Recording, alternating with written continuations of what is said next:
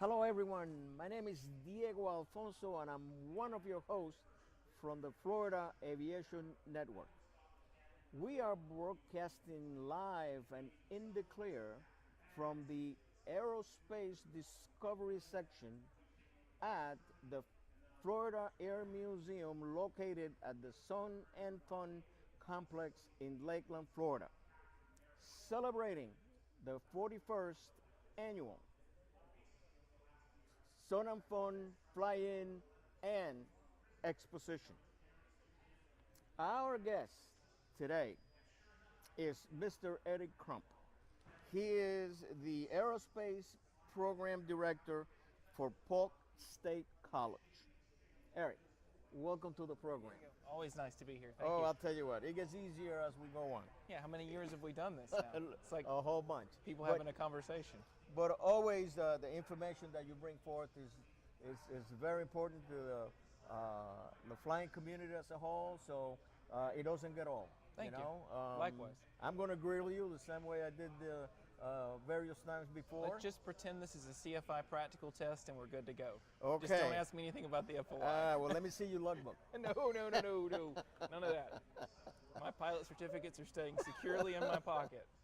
Well, I'll tell you, every time that some time goes by, I know that something else starts to brew at your place. We don't let moss grow. Exactly. So why don't you just to break the ice, take the floor and tell us what's new right now at the Polk State What's College. new? The last time we talked at Sun and Fun, we were talking about an upcoming major event for us, which was the launch of our bachelor's degree in aerospace sciences. Now, bachelor's degrees in aviation, there are plenty of them. They're all over the place. Okay. But Florida, as you well know, is a huge mecca for aviation training Exactly. and for collegiate aviation programs. But there are no public institutions in the state of Florida that offer a bachelor's degree in aerospace science. Right. And we saw that as kind of a weakness, something that needed to be rectified. Certainly nothing wrong with the amazing private institutions that we have in Florida, but they carry a really hefty price tag, and flight training is already expensive enough. And so Polk State sort of stepped up and saw a need to fill there. And so this last August, we started the first public bachelor's degree in the state of Florida, a Bachelor of Science degree in aerospace science, which dovetails really perfectly with our associate degree programs from professional pilot science or aerospace administration. So students from both of those programs who elect to stay and continue their education and stay with us for another 2 years and finish their bachelor's degree. So unlike a traditional bachelor's degree, where you enter and then 4 years later you get a degree, in 2 years you get an associate's degree. Okay. If you have a job opportunity that's really calling you, you want to go ahead and move on to that, that's okay. But because we're all about options and access, if you want to stay around and get your bachelor's degree, while hopefully, by the way, you're instructing for us, then you're more than welcome. We'd love to have you stick around and stay and do the bachelor's degree. So that it serves not only our traditional college students, but it also looks to serve a need within the pilot community as a whole, people who have years and years of flight experience but who never finished a degree, who never got the degree. And now, in the 70s, if you could fly the airplane and had the hours, nobody cared about the degree. Now they do. Right. So if you're in that position where you have all the experience you need, you already have the ratings, well, that's great, but you just need that piece of paper, that credential, certifying your theoretical understanding. Right. We know you can do it practically, Right. but certifying your theoretical understanding, that degree fills that need also, allowing people to come in and only spend 2 years to complete a bachelor's degree. What's the number again? I'll make sure you get a business card before I leave, Diego. Actually, you can come teach for us. I don't know that you need to come take a bachelor's degree. But there is something else, according to my notes here. Where we got the something about the flight team. Yeah, so we talked about this many times before, and I know you and I have a real agreement in this area, and that the community aspect of aviation is so important. And we tend to look at pilot training in a vacuum. I'm the instructor, my student, one or two people interacting, but the aviation system, well, it is that, it's a system. And all those pieces have to work together. And so one of the things that we really focus on as a program is indoctrinating our students with that community idea of aviation. In addition to the technical knowledge you're going to get in the classroom and the technical proficiency you're going to gain in the airplane, we want you to be involved socially with other people pursuing this field, because quite frankly, even if you're not just leeching information off of one another. You're building a network pool that you're going to need later on when you're looking for a job. So it's important, more so than just social belongingness and all of that. It's also it's a hireable benefit. So one of the first things we set out to do when the program started 2 years ago was to build a student organization, a flight club. Right. Okay, and so we set about that. We got that done very quickly. The Aviators Flight Club is 45, 50 members of our students. It's a due-paying organization, but they do get discounted rate on aircraft, so they can time build. They can, Saturday, just go eat lunch somewhere. Okay, Right. The training piece of it is so important, and we don't get me wrong, we focus on that, but the community part is such a huge element that I want to make sure we're not losing in collegiate aviation, that we focus so much on the technical and the textbook that we forget that this is people, it's a bunch of people working together in a system, and we need to work on that. So to take that a step further, just very recently, Polk State College just approved our Aviators Flight Team, which is a competition team. We joined NIFA, the National Intercollegiate Flying Association, this year.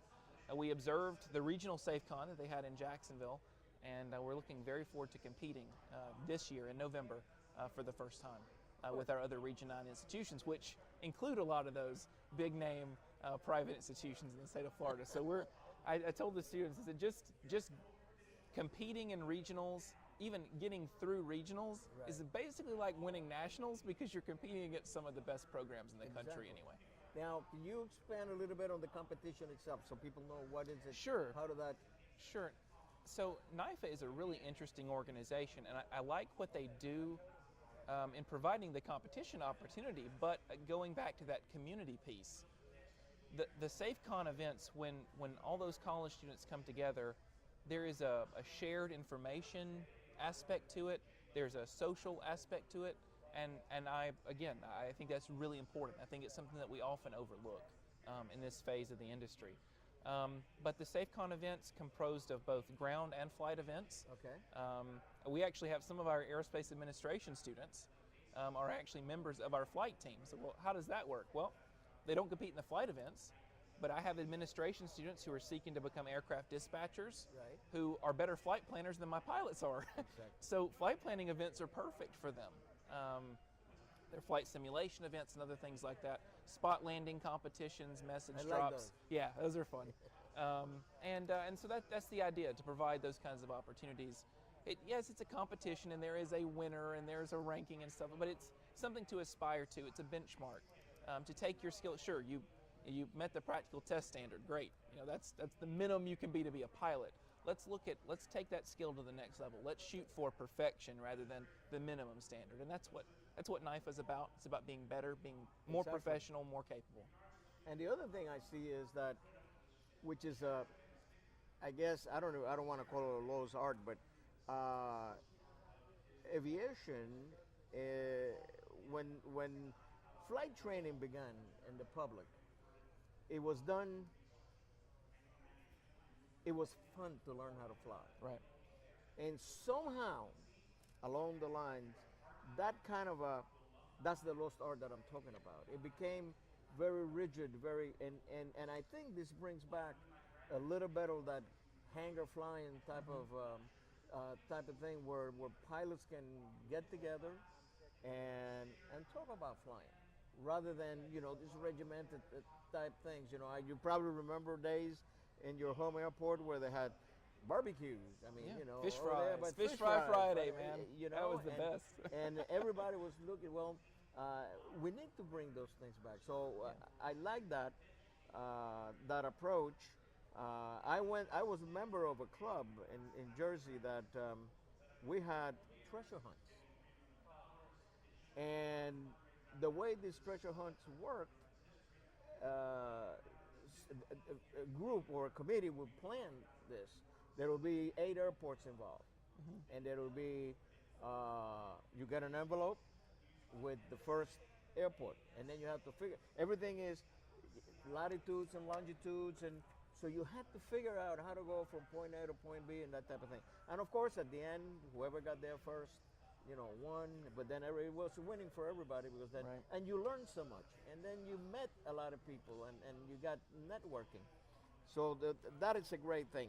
Now, I think you have another your program growth and mission. Right.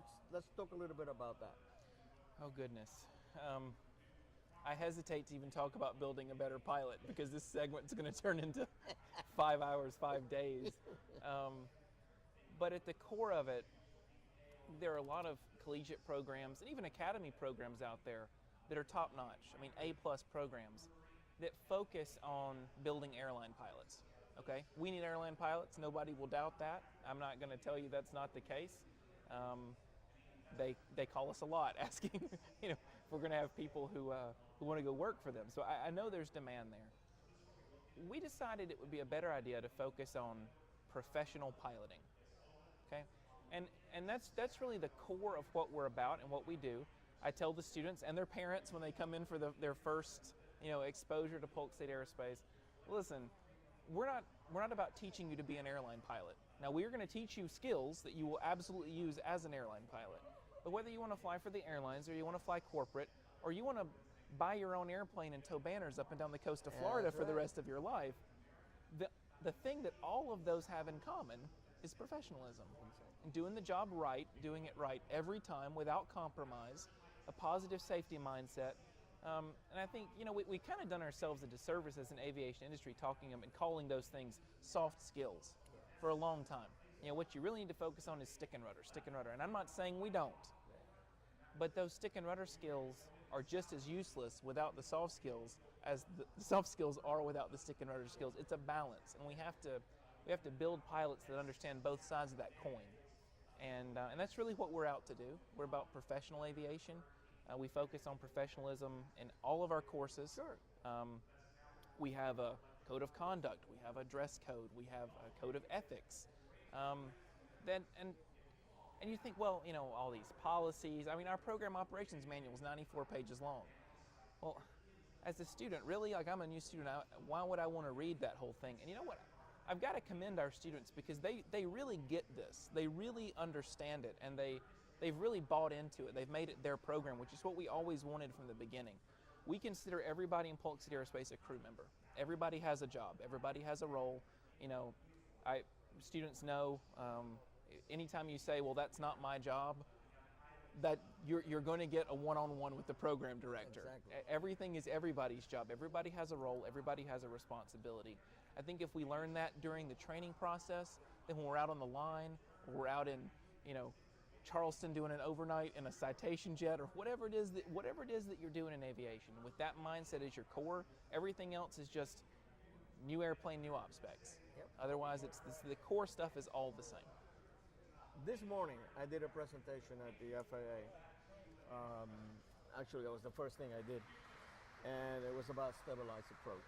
And really was not about stabilized approaches. It was because we cannot teach to fly stabilized approaches in 45 minutes. It was the areas that, due to my extensive check ride experience, because I've done over 6,000 rides,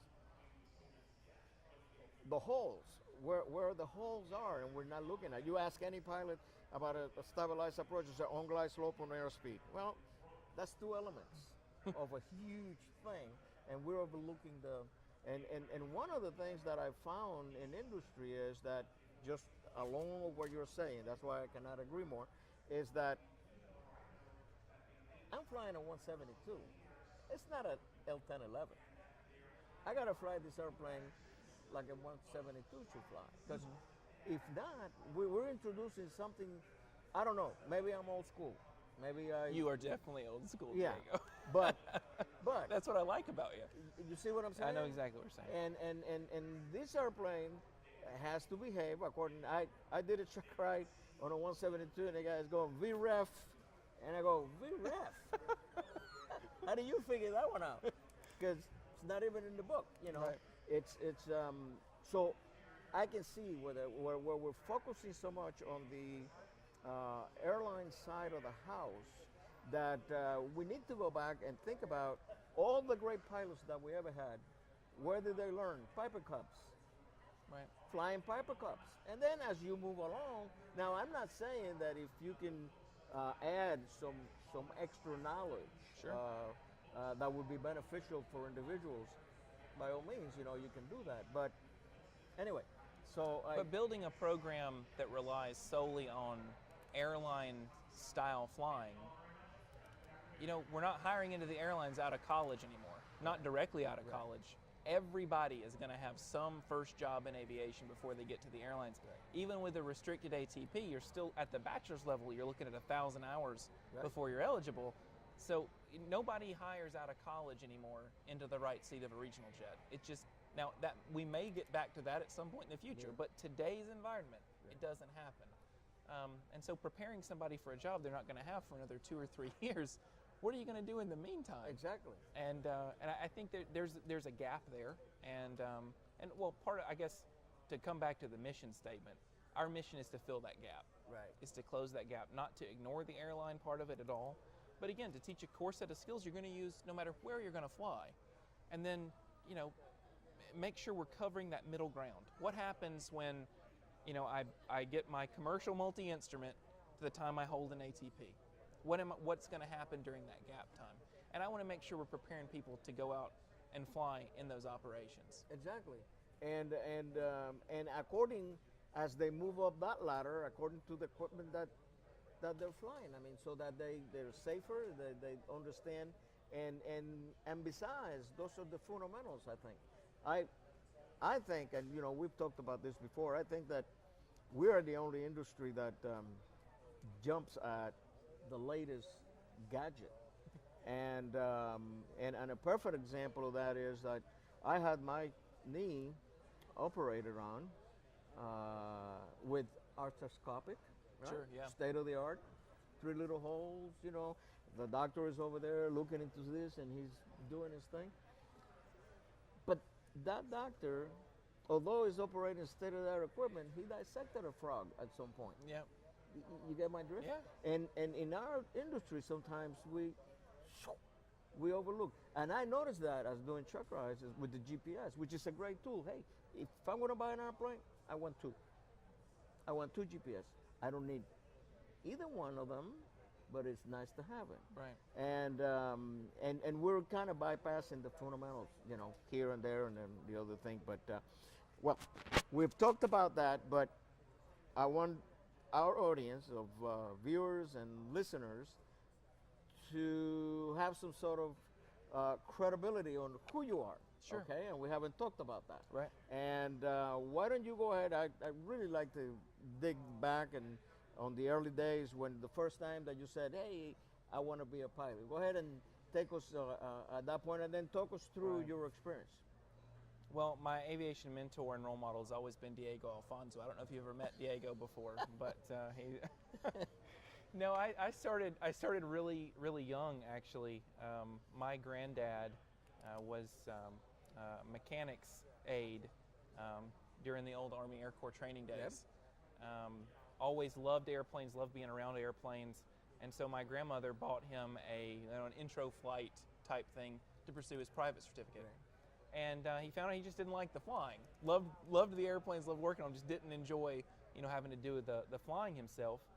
But he kept all of his books, and so I would go over to their house to play, and normal kids were playing with toys or whatever, and I would get quiet, and my grandmother would look for me, and he's in there reading, he's in there reading Fred's pilot books again, and I had no idea what I was reading, but I was just fascinated by it. It's just the concept of that you could fly through the air just fascinated me. How does that work?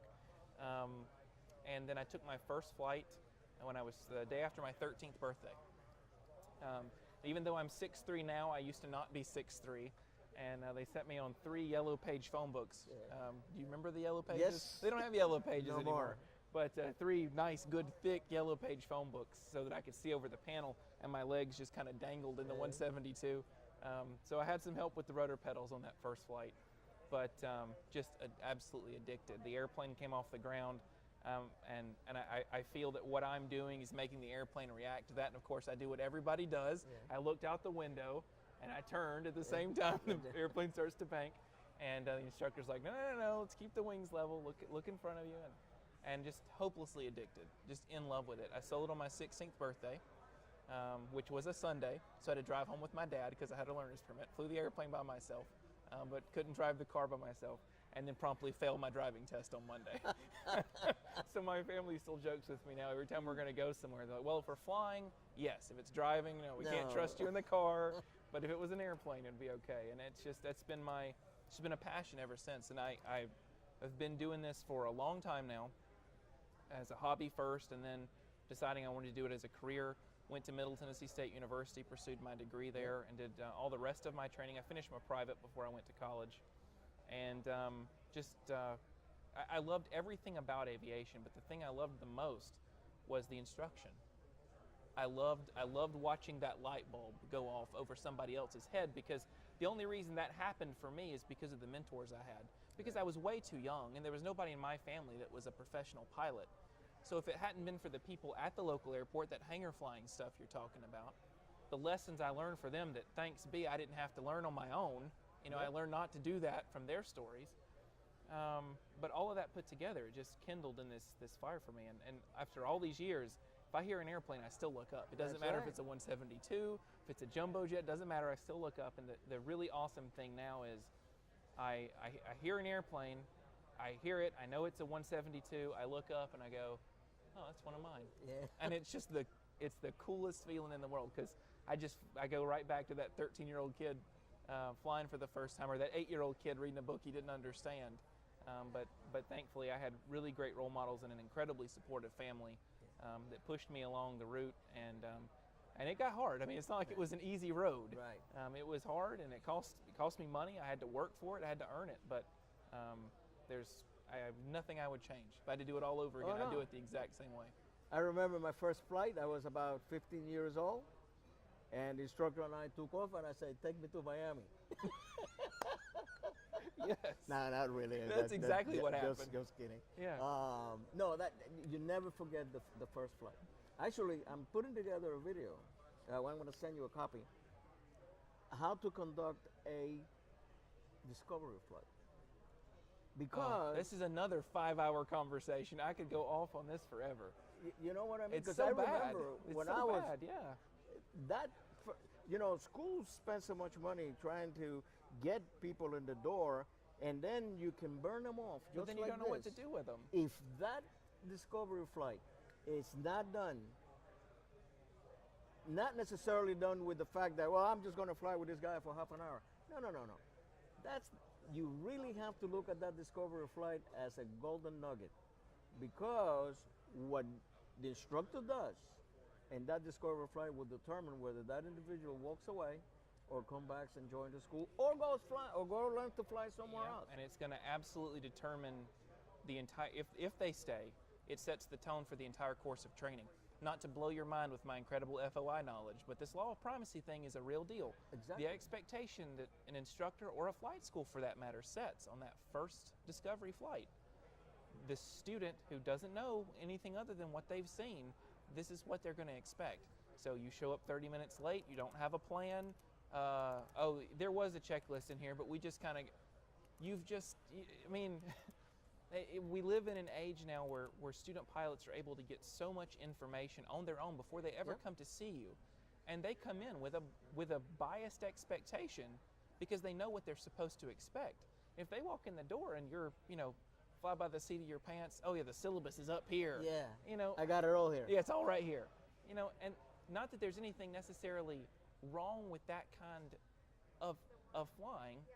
I'm not diminishing it, but you're setting the entire expectation for that student's entire course of training. And if it's something they want to take beyond the hobby level, you're setting up a foundation for a career where eventually hundreds of people will trust this person to not kill them in an airplane.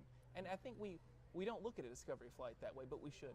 Oh, definitely. Because when we get into the primacy, and this is what I used to do with some school owners that were friends of mine, I said, the primacy begins there. That's the first experience this individual. Not only that, I'm tracing back. I'm doing my research. It's almost done now. But I trace my research of why pilots get lost on cross countries or disoriented to that flight. Because that was your first experience at really not knowing where you were, if it's not done properly. And it may be sitting in your psyche as this is a norm. There's nothing wrong with feeling this way. Do you understand what I mean? I know exactly Whereas what you mean. before you go on that flight, you take a chart and where do you live? Orient that individual. And we're going to take off to the east. You know where the east is? It's where the water's at. If in Florida. So that when you get airborne, you can ask the guy, where is the east? Where right over there. And where do you live? Well, I live. That gives him a sense of knowing exactly what he's doing. So anyway, I will send you a copy. I would like to see that. Of that. Now, on the what I'd really like you to elaborate a little bit more is on the practical end of the training. The a person comes in 0 hours, and what is that person expecting under this particular program? So in our professional pilot science program, if you came in with no prior experience and you're training from, hey, airplanes look fun, to all the way through the program, each semester you're going to add a certification. Okay, so the first semester you learn your private, second semester you learn your instrument, commercial, multi-engine, and then instructor. Now for us, flight instructor, including primary, instrument, and multi-engine, are all electives. We don't require you to do it. And we do that for a very important reason. Not everybody should be a flight instructor. Yeah. We tend to, it's a guaranteed job. You come to school here, we give you a guaranteed job as an instructor. Listen, not everybody needs to be a flight instructor. You've seen them, right? That's right. I've seen them. It doesn't work that way. That's why I teach the CFI ground school course. And I tell everybody the first week, this is a 16-week job interview. Yeah. I mean, I know you don't know anything yet, but I will know what you know by the end of 16 weeks. And that will determine entirely whether or not you get to instruct. You can be here. the best pilot in the world But and be the worst instructor. And we've world. all known those guys. Yeah. That they're just incredible, just gifted pilots, but have no business teaching anybody else how to do it. And there's nothing wrong with that, but again, it's about the expectation. If you tell people, oh yeah, you're going to come here and we're going to make you a flight instructor. No, not necessarily. We have that as an option. If that's something you want to pursue, by all means, please do it. And students are able to take that ground school before they ever begin the flight training. And we've had a plurality of students who've taken that course and said, you know what, I don't want to do this, and not become instructors. And you think, well, you're discouraging. No, I'm encouraging people. Right. If you take that person and make them an instructor, first of all, they're not going to enjoy it. They're not going to be good at it. Worst case, they're going to hurt or kill somebody. In best case, they're just going to run students away because they don't like their job. And students will know that day one, minute one, they're going to know whether you want to be there or not. And we don't want that in our program. And I think as an industry, we shouldn't want to employ people that don't want the job we're employing them for. Exactly. One of the things that really kind of shocked me is when I started to research the attrition rates in schools, this 60, 70, 80%. And I remember the day, back in the day when I was coming up, there were not really flight schools, there were FBOs. And there was nobody concerned about people finishing. It was just a matter. Now, some people like me, it took me like 3 years to get through my private not because of the instructors, but because of money. Took me 5. Time. It took me 5 years. I know what you mean, yeah. Or moving, Yeah. And whereas today we have people that quit. Yep. Simply because of the relationship with instructors, and the one that I really stands out, and it's my is when the flight instructor leaves and the new flight instructor comes and goes, but did he tell you to do what? No. In my book, and that's what I like about the standardization process that you guys are doing. Yeah. Eric, fortunately, we have reached the end of the program here. This could have gone on forever. Oh, I'm glad they have a schedule around here. We take over an entire day of Florida Aviation Network. But we can make that happen too. We can stay a little longer. That's and since apparently they extended the time a little bit. Okay, I guess we're going to wrap it up this time. I really appreciate you Always fun, Diego. coming here. It's been a pleasure. And I still want to fly with you. Oh yeah, definitely. We've still got to make this happen. We It's definitely gonna going to make that happen. And you, our viewers out there and listeners, thank you so much for tuning in. My name is Diego Alfonso, and I'm a host with the Florida Aviation Network, and we'll see you in a little bit.